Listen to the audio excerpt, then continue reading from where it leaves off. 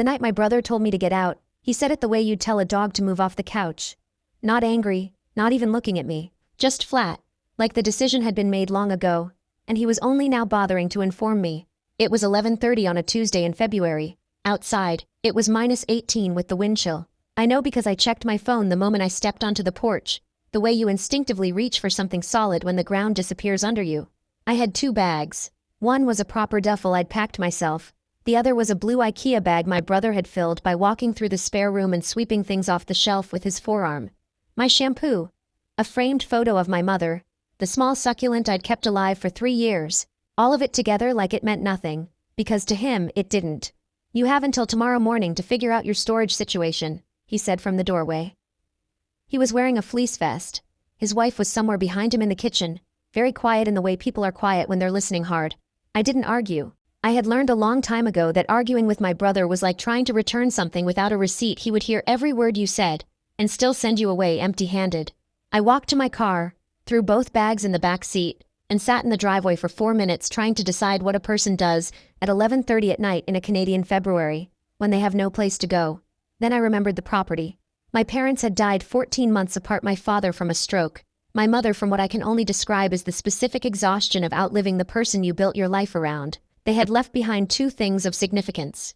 The first was a condo in Oakville that my brother, whose name is Marcus, had moved into within 6 weeks of our mother's funeral. The second was a piece of commercial property in Hamilton, a small industrial unit, maybe 4,000 square feet, in an area that used to be manufacturing, and was now mostly empty lots and a discount mattress warehouse. Marcus had been very clear about the division. He was the eldest.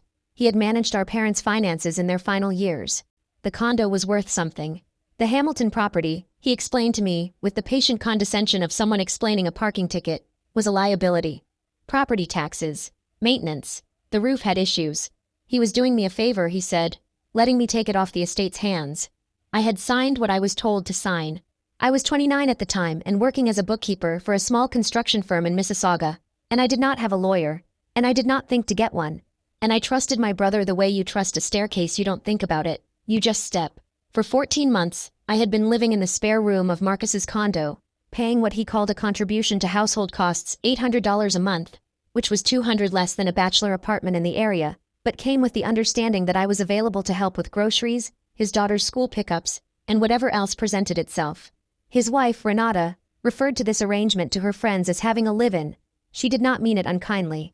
That was somehow worse. I had been saving. Not fast enough, but saving. I had a number in my head first and last on a 1-bedroom, and I was 3 months away from it. Then Marcus and Renata decided to convert the spare room into a home office, and I was told about it the same way I was told about most things in that house, after the decision was already made.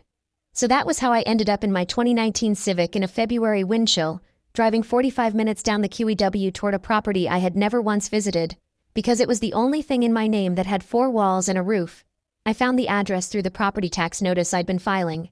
The building sat on a side street off Barton, between a muffler shop and a vacant lot that had a hand-painted sign, advertising it as future site of something that clearly had not yet materialized.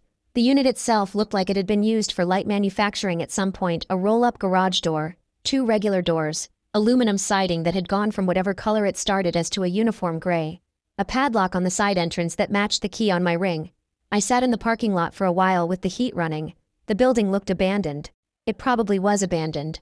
Marcus had been handling the utilities on the estate properties, and I had simply assumed, when he handed me the key 2 years ago at the lawyer's office, that there was nothing inside worth thinking about. I tried the padlock. It opened. The side door stuck, swollen from cold and probably years of not being used, and I had to put my shoulder into it. When it gave, a smell came out, not rot, not mold, just sealed air and something underneath it I couldn't name, like the inside of an old glove. I found the breaker panel just inside the door and flipped the main. A few fluorescent tubes flickered on in the front section of the building. One stayed dark.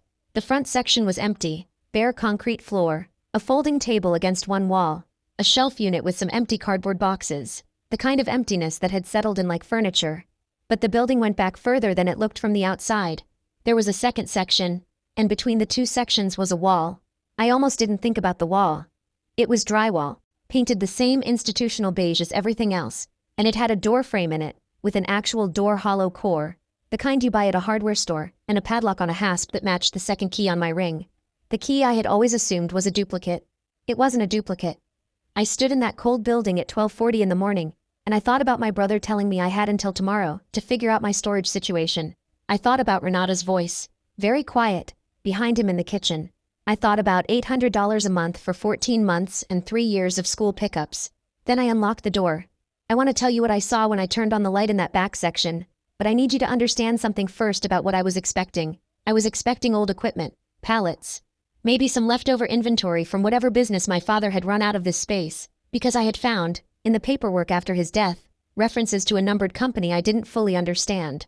I was expecting something I would have to pay someone to haul away. What I saw instead was cars. 7 of them, arranged in 2 rows, covered in cotton car covers that had gone slightly gray with dust.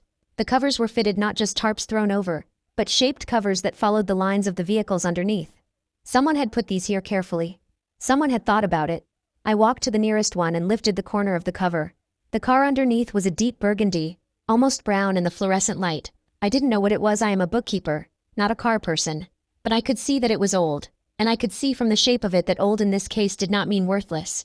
It had lines that nothing current has. The kind of weight to it that you feel before you even touch it. I pulled the cover all the way off and stood back. It was a 1967 Ford Mustang Fastback. I know that now. I did not know it that night. I uncovered all 7 cars in that room. It took 40 minutes. I was shaking by the time I finished, not from cold, though the cold was real enough, but from something I did not yet have a name for.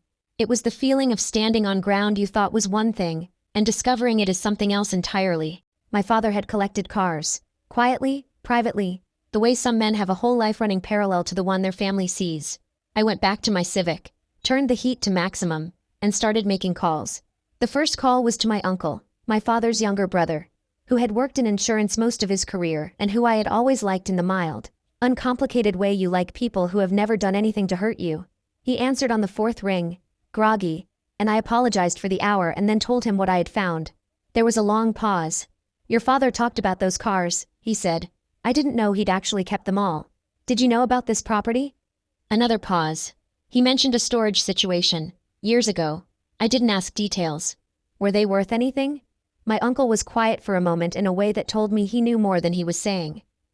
I think you should call a professional appraiser before you call anyone else, he said carefully. And I think you should do it before you tell your brother. I understood what he meant. I thanked him and ended the call. Then I sat in the parking lot until 4 in the morning doing research on my phone. And by the time the sky started going gray, I had stopped shaking and started thinking clearly. The thing about working as a bookkeeper is that you become very comfortable with the distance between what something appears to be worth and what it actually is. You learn to look at numbers without feeling, to follow a line of figures to where it actually ends rather than where someone tells you it ends. I applied that to the cars. I spent 3 days not telling Marcus anything. I went to work. I slept in the building. I had an air mattress in my duffel, bought years ago for camping, and I set it up in the front section and layered every piece of clothing I owned, and told myself it was temporary. I told myself a lot of things that week. I contacted 3 appraisers. I found them through a classic car club forum and a referral from my uncle, and I was careful to be vague in my initial emails about what exactly I had. The first one who came was a man in his 60s from Burlington, who walked through the back section for 20 minutes without saying a word, and then turned to me with an expression I couldn't read, and asked me if I knew the provenance on the Mustang Fastback. I said I didn't. He showed me something on his phone, a registry, numbers that matched the placard on the car. This is a documented 1967 Shelby GT 500, he said. There are fewer than 2,000 known to exist. I kept my face neutral the way you do when a column of numbers comes out different than expected, and you need to check your work before you react. And the others? I asked. He walked me through all 7. A 1969 Camaro Z28. A 1970 Plymouth Cuda convertible. He said the word convertible with particular emphasis, and I wrote it down. A 1957 Chevrolet Bel Air, in what he called survivor condition. 2 others I have since learned were significant, and one, a 1971 Ford Maverick, that he described as a good driver, but not a collector piece. When he finished, he sat down on a folding chair and did some calculations on his phone and showed me a number. I looked at it for a long time. Is that conservative? I asked. That's conservative, he said.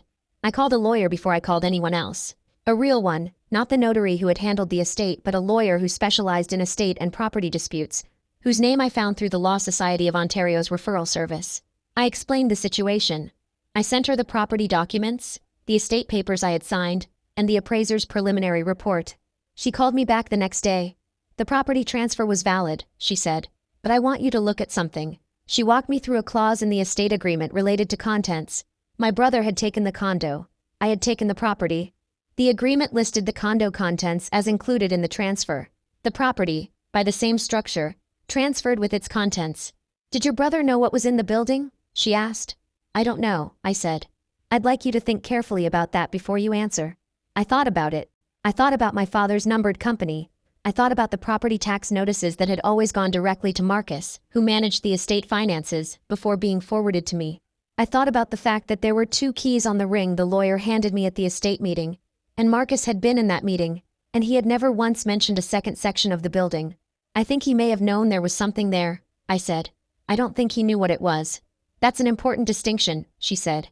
She told me to document everything. Photographs, the appraiser's report, the property records. She told me not to contact Marcus yet. I did exactly what she said. The auction took place in May, 4 months after the night I drove to Hamilton with nowhere else to go. I worked with a specialist auction house in Toronto, not Sotheby's, but a Canadian house with a strong collector car division, and we agreed to offer 5 of the 7 vehicles. I kept the Bel Air and the Maverick, the 2 my appraiser had called the most personally drivable, which felt like a practical decision, and also felt like something my father would have understood. I did not tell Marcus until 2 weeks before the auction, when my lawyer advised that I was legally required to notify him as a co-executor of the estate that a significant asset was being liquidated. She drafted the letter. It was precise and thorough and contained no emotional language whatsoever, which I appreciated. He called me 20 minutes after receiving it. I let it go to voicemail. He called again. I let that go too. He texted, "We need to talk about this. Call me." I showed the text to my lawyer. She said I was not obligated to speak to him directly and that all communication could go through her office. I said that was fine with me. He texted 4 more times over the following 3 days.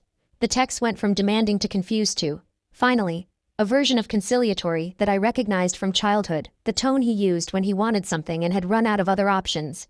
He said there had been a misunderstanding. He said he hadn't realized the extent of what was in the building. He said the estate should be revisited. My lawyer responded on my behalf. The property had transferred legally and completely. The contents were mine. The auction would proceed. The Shelby GT 500 sold for $480,000. The Plymouth Cuda convertible sold for $310,000. The Camaro brought $190,000. The 2 others together brought just under $300,000. I sat in the auction room in a blazer I had bought at a consignment shop in Westdale for $60, and I watched the numbers go up on the screen, and I felt something I had not felt in a very long time, which was that I was exactly where I was supposed to be. Total proceeds from the 5 vehicles, after auction house fees and taxes, just under $1.1 million. Here is what I did with it, because I know that is what you want to know. The first thing I did was pay my uncle back. Not because he had given me money he hadn't, but because when I was sleeping on an air mattress in a concrete building in February, he had talked me through 3 phone calls without asking me for anything, and I sent him enough for a trip he had been talking about taking for years and never quite managed. He tried to refuse it. I told him my father would have wanted him to go. The second thing I did was retain my lawyer on an ongoing basis, which turned out to be useful when Marcus filed a challenge to the estate asset transfer. The challenge did not succeed. It cost him more in legal fees than it would have to simply accept what had happened, which I think is a very accurate summary of my brother as a person. The third thing I did was buy a small condo in Hamilton, 2 kilometers from the industrial unit, in a neighborhood that is in the early stages of becoming something. I pay my own costs. My name is the only one on the title. And the fourth thing, the one that took the most thought, was that I used a portion of the remaining funds to buy into a small bookkeeping and financial services firm in Hamilton whose owner was looking for a partner. I had been an employee my entire working life. I knew the work. I knew the numbers.